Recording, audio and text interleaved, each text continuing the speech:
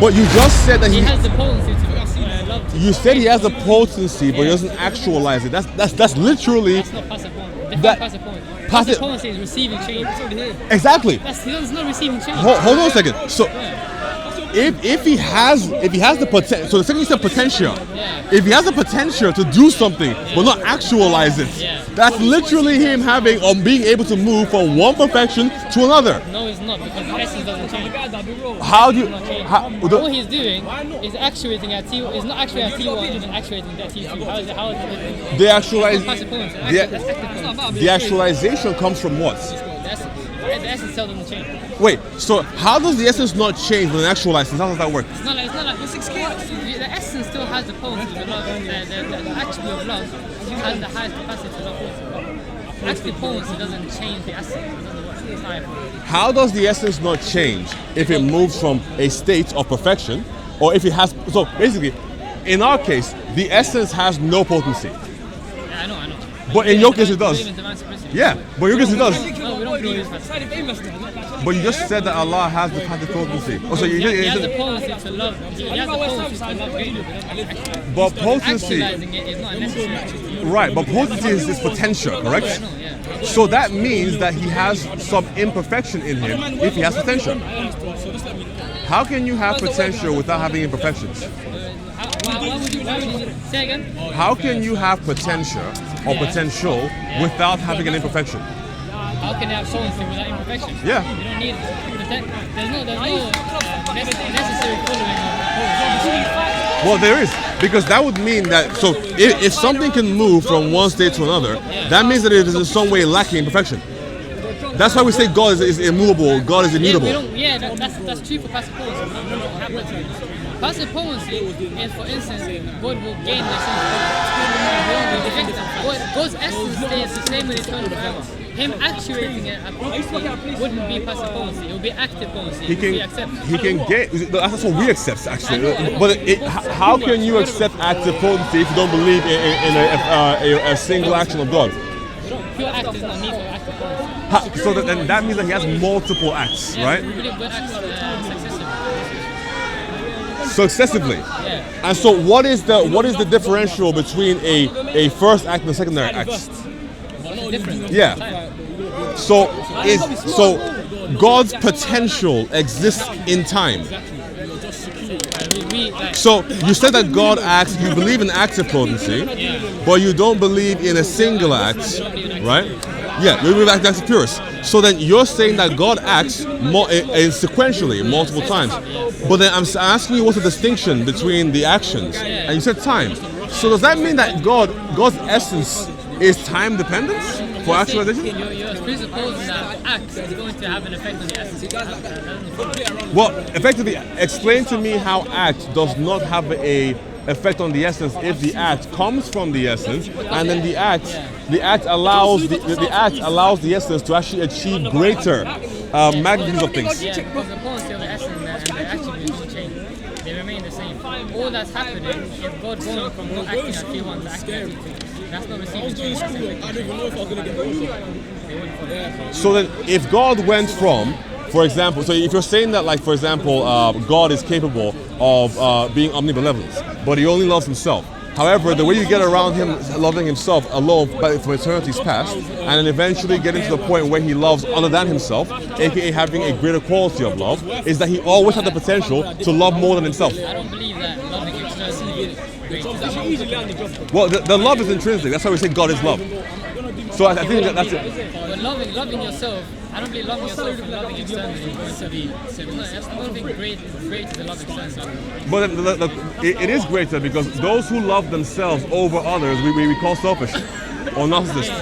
That's fine. How that make it? Sorry? That's fine, but how do you God make it? Why is God necessarily have to love extrinsically? Why does he have to do it? No, not extrinsically. God has to love intrinsically. Yeah, but loving that which is not himself. So we say that we're not even speaking. So in your case, God's love, or God to be omnibenevolent, relies on him loving extrinsically because he's a singular subsistence. In our case, he is three.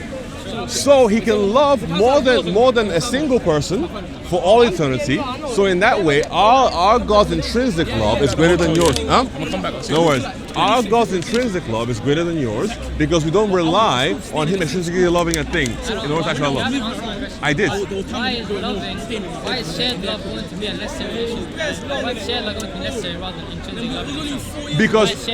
Because he loves himself in the Trinitarian model, but the love is divided amongst three persons as well. Why is that necessary? Why do we need to do that? Because the quality of love from loving oneself, so effectively, for your God has the capacity to have a greater potency of love by loving extrinsically. Ours doesn't need that. It can all be intrinsic for him because it's more than one person. Yes, your God relies on loving things extrinsically outside of his own self and essence in order to actualize a greater form of love that he has by himself. Ours does not. Okay, nice. What is that? So your God is lacking in an essential perfection.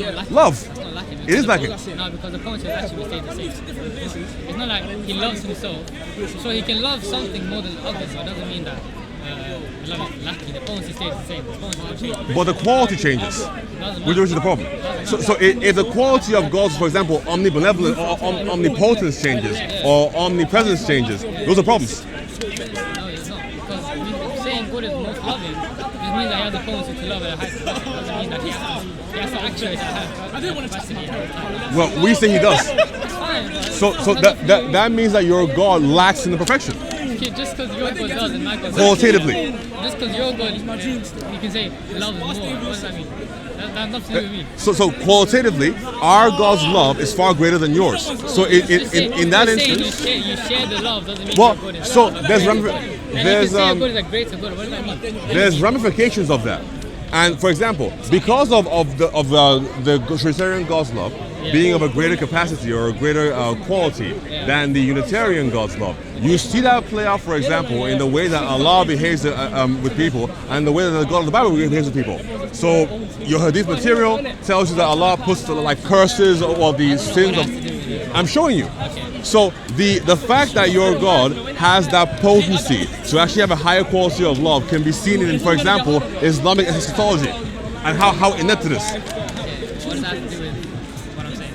Well, it has to do with this. While you're able to justify why your God can be loving and be a singular person, I am trying to show you that qualitatively your God is lacking in the perfection. And by him lacking in the perfection, that then has carryovers into your eschatology, for example. Just saying that God loves. Sorry. Just saying God loves sex more than God loves Y doesn't mean that his potency of love is different. If his potency of love is the same. Quality. Quality. Yeah, the quality can be. He can love one person more than the other. It doesn't mean that his love changes. The loving the attribute of love stays the same. loving one person more than the other. What's your conclusion trying to get to? Sure, loving one person more than the other does not showcase a difference in qualitative love for God. Because God only has one type of love, correct? And it's received differently, correct? Or does your God have different kinds of love? No, I don't know what you mean by kinds of love. Yes, so we say that God has a single act of love and it's received differently by different people at different times. So even God's justice is his love. No, we don't say that. Okay, well that's what we would say. But you believe in real distinct attributes, which is the other problem. Because then, We can get to that. sure, that's fine. So my conclusion is as follows: because your God lacks qualitatively in the attribute of love, because he relies on extrinsic factors in order to further increase the quality of his love, and our God doesn't have that, you then see these ramifications playing out within Islam, where Allah does not love X group, Y group, another group, and then how can he then be God if he's not all loving? You simply say he is most loving. So of those who love, he has the highest capacity to do so. We say that God is identical to his love. Yeah, I know. Which I think is a lot more cogent of an explanation to how God punishes sends people to hell and sends people to heaven. I don't see the P and the V here. Sorry? I don't see the P and the V here. So you're looking for a P and P. I am not arguing for a contradiction. What are you arguing for? I am arguing for a fact that your God lacks in perfection. That's it. And you can see that then showcased in your religion. If he lacks, then the attribute of love must be limited. The attribute of love can be is at the highest capacity. Him loving What? X more It could be higher. No. Yes, it could be. Highest. I'm gonna go down there. Well, so That's what highest means. so the highest capacity just means that his capacity is like 1 league above the most loving thing in his creation. That's all. No. So the high. So there's a difference between like the maximal capacity and the highest. The highest just basically mean that like highest is maximum. There's nothing higher than maximum. no, there can be things higher than the highest. But my sort of question to you is like, what is the criteria for the highest? What is he comparing it against? His creatures. That's it. What is he compared to against? His creatures. Okay, what is that? So basically, Allah is like slightly more loving than Mother Teresa. That's it. No, it's not higher. That's how he's highest. So He's highest. you're saying Yeah. that because God may love X more than he loves Y. I didn't say that. You're saying he might love one group more than he loves the other group, right? That's not my arguments, right? But you're saying a lot. Okay. Let me. Yeah, whatever. Just play it cool. So it is this simple, right? The quality of your God's love is lacking. Okay, he can love me. He can love you more than he loves him. You keep raising that point, but that's not my point. So what is your point? That's what you're saying. My point is not Allah dishing out different degrees of love to different creatures. Okay. The quality lacks, period, because from eternity's past, he has not shared his love with more than one person. Shared love is of a higher quality than... So, self-love alone is simply something that is done by knowing the individual and no one else. The quality of one's self-love will always be less than the quality of one's shared love. We can see this, and that's what I'm saying. That's literally the same thing as me saying he loves one person more than another. It's not. I am not arguing for any of that. Both in quality. You're arguing for something that I'm not saying. That is what you're saying. Yeah, that's not what I'm saying. That's what you're saying. Because he may love creation more than, shared love is more than intrinsic love. You didn't say anything about loving creation more. You said, make it clear like that. I keep saying it. Say again. The quality of your God's love is inferior to mine. Because your God only has love for himself in eternity's past. And his love is only then shared with his creations when they're actualized. So my God doesn't require that. The argument is my God is better than yours. Well, that's always the bottom line, right? So what are we doing today? Come serve mine, not yours. Nah, I'm good. But why would you serve a worse God? A worse God? Yeah. I don't see how it works. Well, if my God's better than yours... You came here and your argument was my God is better than yours. That's always the argument, right? That's always the argument. If you're going to boil down to its bare essence, yes. I was expecting P and not P, but alright. Yeah, because that's all you know so far. So there's more than just arguing and then coming at contradictions. There's more than that. Yeah, sure, but saying my God is better than yours, not really that. Well, that's us reducing it down to a very minute element.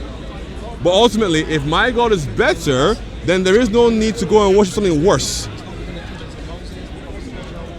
For example, do you have an argument for a reason why you would want to go and follow something worse or something better? You don't. I haven't said it was better, but if your conclusion is your God is better than mine, now it's being stupid. Well, for the third time, that is us boiling it down to like some very simple terms. Sure. That isn't my argument in the way that I phrased it. But sure, yes, I am trying to showcase to you that my God is better than yours. Okay, so all you've said is that because shared love can have a higher capacity, quality, than loving an individual, loving yourself. Therefore, my God is better. Pretty much. Yep. And then also you see that in the way that our gods handle justice. That would work if your God's potency was high, if your God's potency of love was greater than mine. That's the only way it would work. Well, yes. That's just the only way it would work. It is greater because, for example, God loves all people. God, in Timothy, we have a verse that from the beginning of time, God has willed that all people should come to know the truth. I know what you mean. You're good at that. Nah, fudge. It's fine. Just get to it. Fine. Oh, for God's sake. He used to be better stuff. So, from the beginning of time, God has willed that all people should love Him and come to know the truth, right? Which is Him, right? Yeah. So ultimately, because of the difference in love between Allah and the God of the Bible, where Allah actively tells us groups of people He does not love. And so, think about it this way. What does it mean to lack the love of God? To lack the love of God? Yes. Like literally, that's like insane, because God's love literally permeates all of reality, just as His knowledge and presence do. So how is it possible that God is capable of like removing one of the permeations of His very essence from an individual? How's that possible? No, to actuate, again, we're going to get to the same point. Actuating at a certain capacity, at the maximum capacity, isn't necessary. It just isn't necessary. That's not my point whatsoever. So you're saying, so how can you what does it mean for Allah not to love a person? Yeah, God love. You're saying how is it possible? What does it? But it's not impossible. It is impossible, because if Allah does not love a person, the person can't exist. So if we say that God is love in His essence, then out of love comes life. Okay, we don't say God is love. We don't say that actually identical. Yeah, but it's not identical to the essence, but it's a part. It's like a part of the essence, get to that. and it's subsistent in the essence of what the case is. Okay, fine. So this is again showing me sort of like failings in the formulation of your God. If, for example, we have a case here where the God of the Bible is all loving, He even loves those who He punishes. That is how people, for example, continue to exist even when they're in hell. Yeah. But via God's love. Is it necessary for a person to have the love of God to exist? Sorry? Is it necessary for person X to have the love of God to exist? Yeah, I think so. Without God's love, then how can His existence be maintained? So the differential here is that I think in Islam, so actually this is the funny thing actually. In Islam, what is Allah's love even defined as? Because I've never found it anywhere in the Quran or the Hadith. What's it defined as? Yeah, what does Allah's love even mean for you guys? Good love. I don't know the definition of love. Yeah, isn't that kind of crazy? Because we're talking about love, but you don't know what it means. Yeah, I don't know the definition of love. Okay, so do you want to hear ours? Go ahead. So for us, God's love is God willing the good for the person. God is synonymous with the good. So, like I told you in that verse in Timothy, God wills that before time all should come to know Him and know the truth. So God's love means that God wills for us all to know Him, or God wills Himself for us. So with that definition of love, can you see why we say that if somebody does not have the love of God, then they cannot exist? If you define the love of God as God wanting good for you. No, God willing Himself for us. So, like I said, God wills good for us. What is good? That we should come to know Him. So good is synonymous with God. So if God is willing the good for us, and God is the principle of existence, then God is willing us not only to exist, but also to exist prosperly by knowing Him. So you're saying that love is that God wants the people to follow Him. That's what you said. That's exactly what you said. That's not what I said. That's exactly what you said. That's not what I said. Say again. Okay. Say it simple. That's exactly what you said. That's not what I said. Go ahead. That's not what I said. You caught a component of it, but that's not what I said. So, God is Him. Yeah. I said good is God, or love is God willing the good for a person. Love is God willing the good for a person. So love is God willing Himself for a person. Yes. So willing Himself is good. Yes. So God is willing good for a person. Yes, by willing Himself for And them. good is. And God is the principle of existence. We believe this, but we both believe this. Without Allah, nothing can exist. Yeah. So when God wills Himself for another person, not only does He will existence for that person, but also prosperity for that person and eternal life. If God removes His love from a person, then that person cannot continue to exist. That's one of the reasons why Christians majorly deny the idea of annihilationism. Because if God is the principle of life, it would be evil for God to remove life, extinguish life completely from an individual or a creature. We just say something to the effect of hell is us living in relative proximity to God. Definition of love is just willing the good for the other, the good is God. So God willing Himself for someone else. Using that definition, you can say, sure, God wants to love, God love. Okay, perfect. Now, what does it mean? So, in your case, I don't have a definition. Okay, then. So, like, how can we have this conversation if you don't have an understanding of what it means for Allah to be loving? I don't have a definition of what love is. I have a definition of love. What is it? I just said I don't have a definition of love. I think you did just after that, didn't you? No.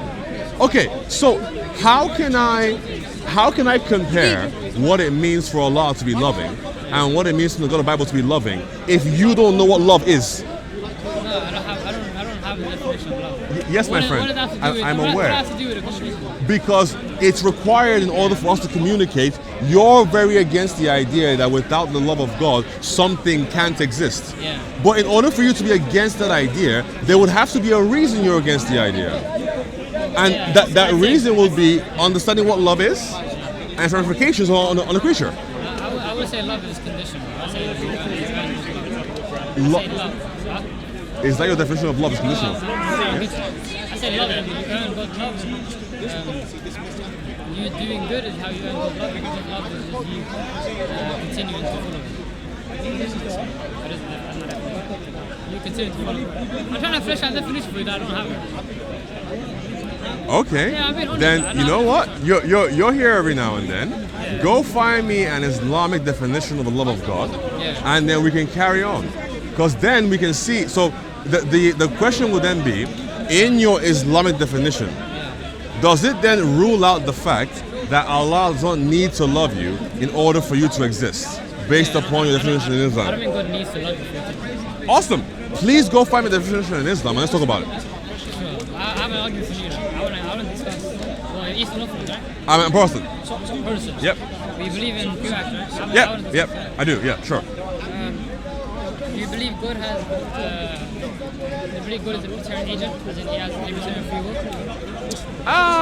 It's interesting, right? For the sake of argument, sure. Yeah. But I'm gonna have to preface one thing, right?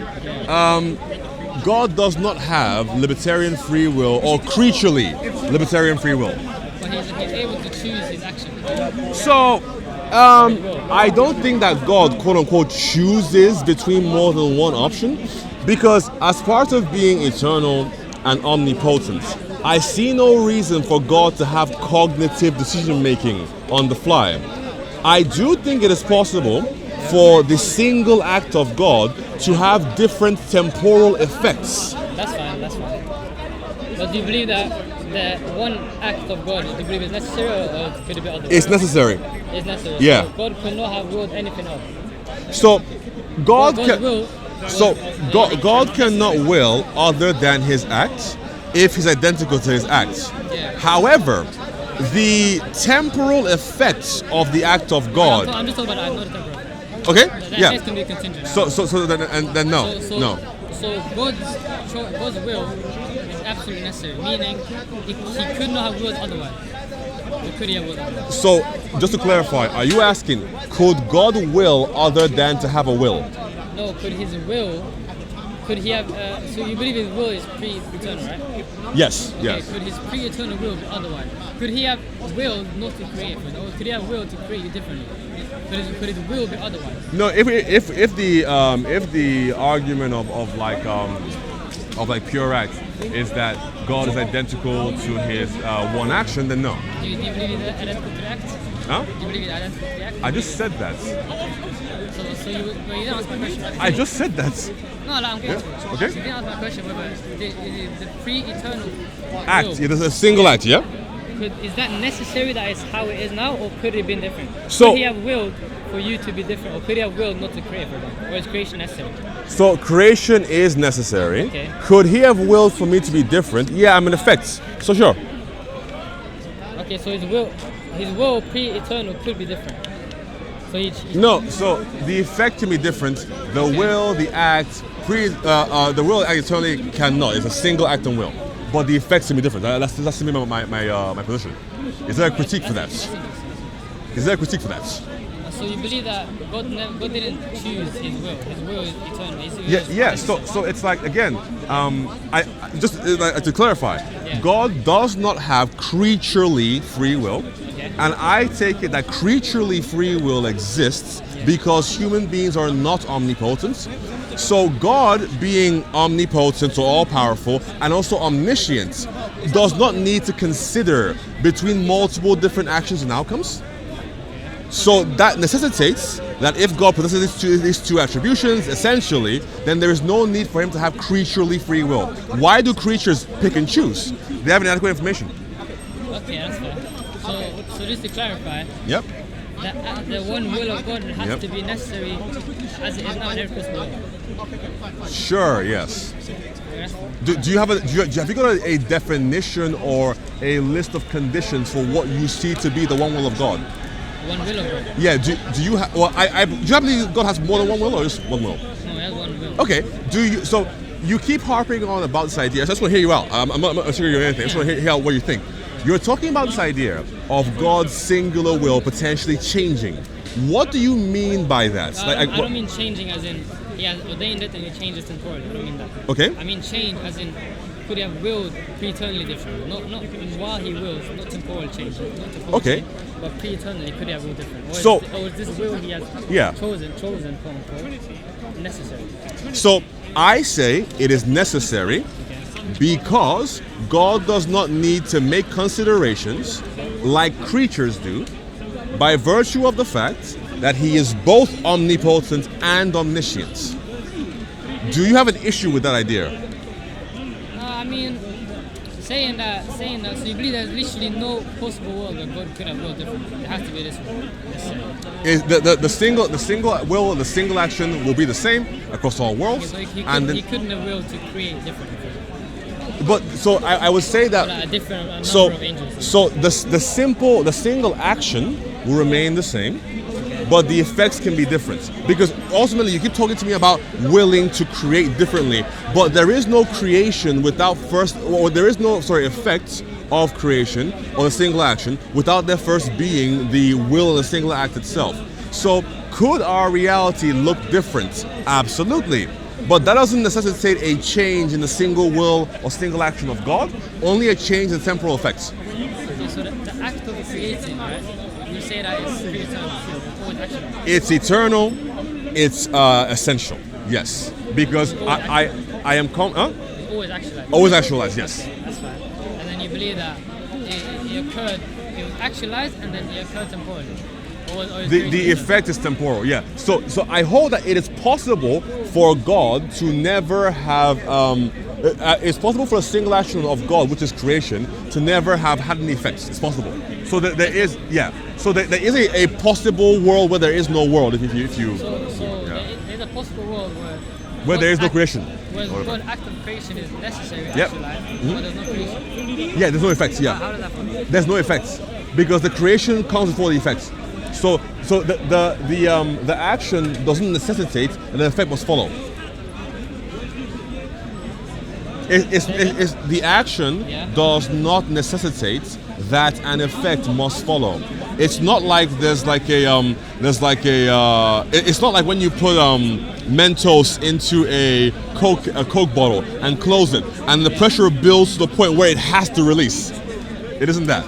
That's not how we think about the. So God's effective actions could be different. Yeah, absolutely. So like I said, there could be a possible world where God does not, where the effects of a single action do not result in any creation. I don't really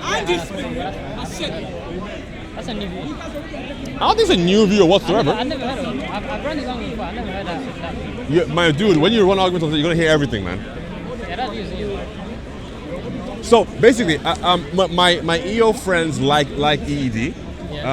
I find it more difficult to explain.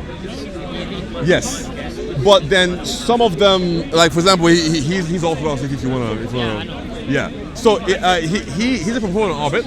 I have the feeling that both the Thomists and the Orthodox guys are saying the same thing using different verbiage, but that's a whole different problem. Okay, fine. Yeah, they disagree as well, but I say they are. Because Thomists, they say that there's absolutely no distinction between essence and it.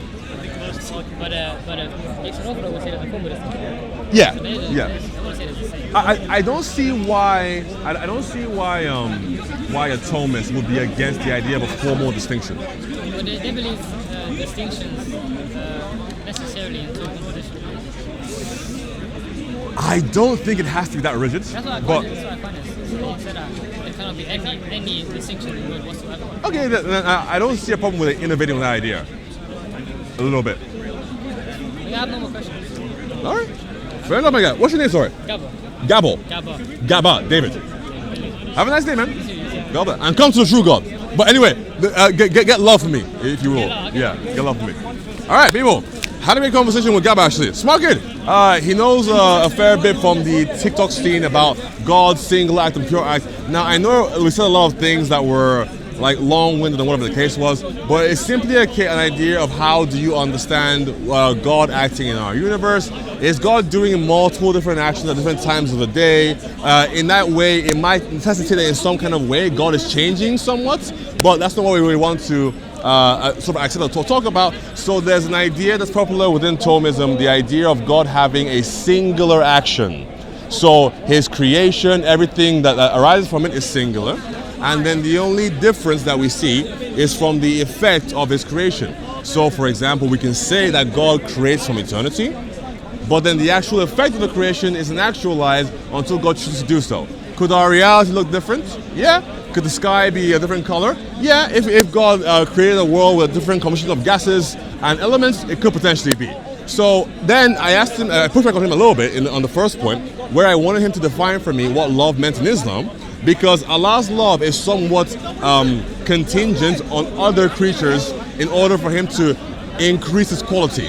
Whereas in the Christian understanding, because we have the three persons sharing love amongst themselves, essentially from the very beginning, the quality of the love of a Trinitarian God is higher than that of Allah's.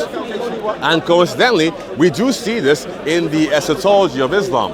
Why does Allah do things like put the sins of one people upon another? I say because his version of love is either non-existent or inefficient. Anyway, that's everything. Later, guys.